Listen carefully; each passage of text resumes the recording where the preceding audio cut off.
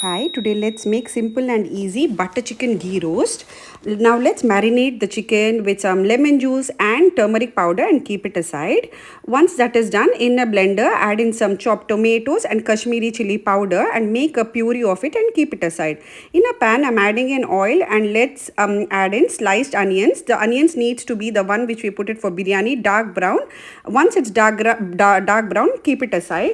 Now in the same pan, I've removed the oil and the same pan, I'm adding in extra ghee, bay leaves, ginger garlic paste, Kashmiri chili powder and give it a good mix till the raw smell goes. Please note the measurement and the ingredients are in the description box below. Once that is sauteed well, add in the marinated chicken and again mix it really very well.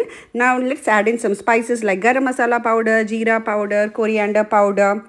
Let's add in some curry leaves, yogurt, the tomato puree, fried onions, and give all and salt and give it a really very good mix. See to that the chicken is coated and all the ingredients are mixed evenly, and just cover it with a lid for at least 10 minutes on a medium flame. Look how beautifully the chicken is cooked and the gravy looks good as well.